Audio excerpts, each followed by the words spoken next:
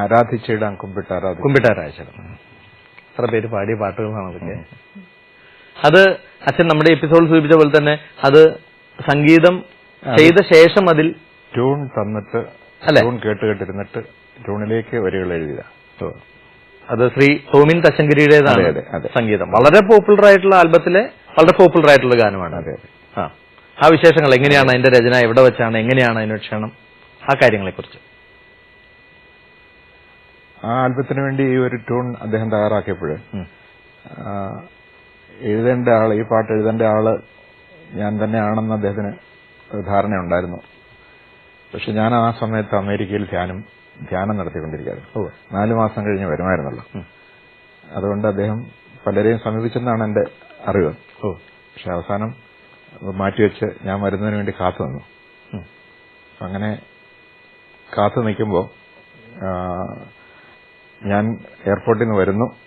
ഉടനെ തന്നെ അദ്ദേഹവും അദ്ദേഹത്തിന്റെ കൂടെയുള്ള ഏതാനും സുഹൃത്തുക്കളും കൂടി അവരുടെ ഔദ്യോഗിക വേഷത്തിലാണ് എന്റെ അടുത്ത് വന്നത്.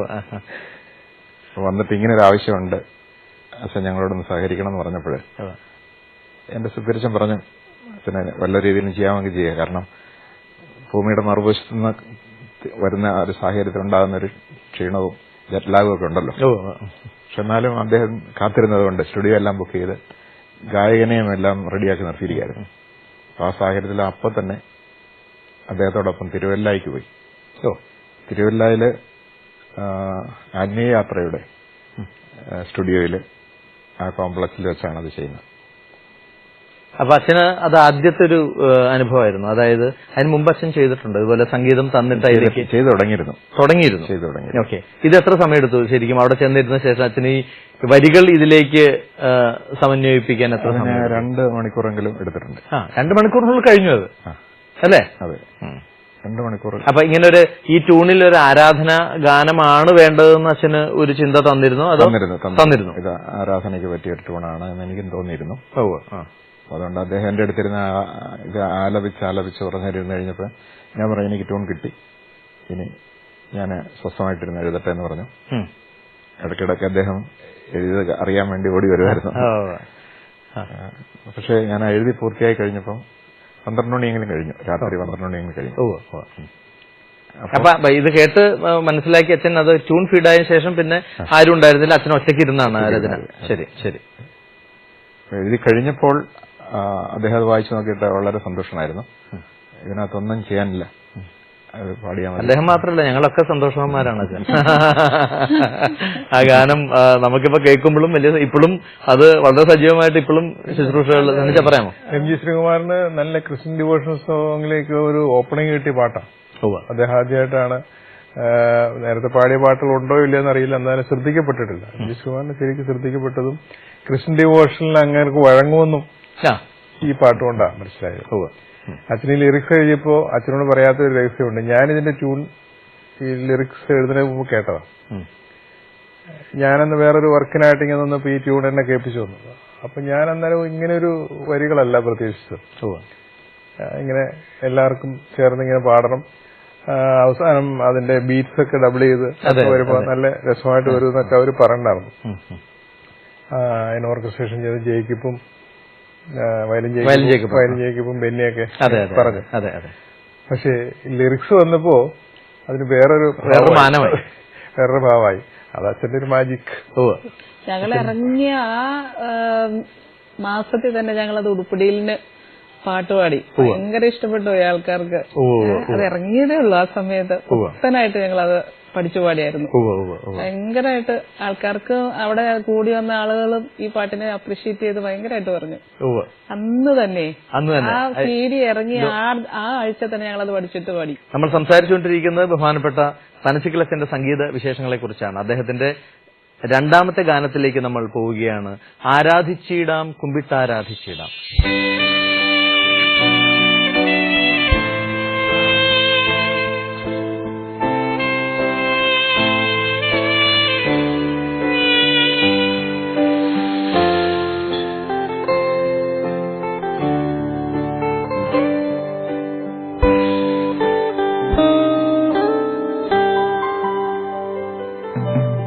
ആരാധിച്ചിടാം കുമ്പിട്ടാരാധിച്ചിടാം. ആരാധിക്കുമ്പോൾ അവദാനം പാടിടാം. ആ പൂജിതമാം രക്ഷാനാമം വാഴ്ത്തിപ്പാടാം. ആ പദമലരിൽ താണു വീണു വന്നിച്ചിടാം. ആത്മനാഥായ നിന്നിൽ ചേരണം. എൻ മനസ്സിൽ നീനാൾ വാഴണം. ആരാധിച്ചിടാം, കുമ്പിട്ടാരാധിച്ചിടാം. ആരാധിക്കുമ്പോൾ അവദാനം പാടിടാം. ആ പൂജിതമാം രക്ഷാനാമം വാഴ്ത്തിപ്പാടാം. ആ പദമലരിൽ താണു വീണു വന്നിച്ചിടാം. ആത്മനാഥായ നിന്നിൽ ചേരണം. എൻ മനസ്സിൽ നീനാൾ വാഴണം.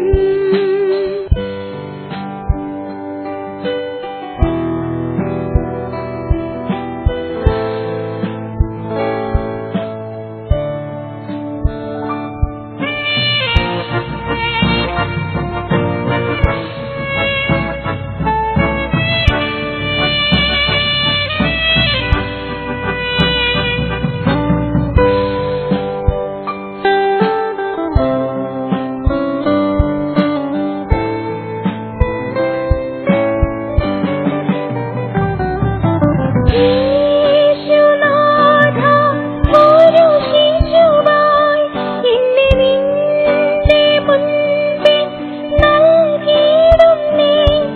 എൻ പാപമേതും മായിച്ചു നീ. ദുഃഖഭാരമെല്ലാം മോചിച്ചു നീ. ആത്മാവിൽ നീ വന്നേരമെൻ കണ്ണീരുവേഗം ആനന്ദമായി. ആത്മാവിൽ നീ വന്നേരമെൻ കണ്ണീരുവേഗം ആനന്ദമായി. ആരാധിച്ചിടാം, കുമ്പിട്ടാരാധിച്ചിടാം. ആരാധിക്കുമ്പോൾ അവദാനം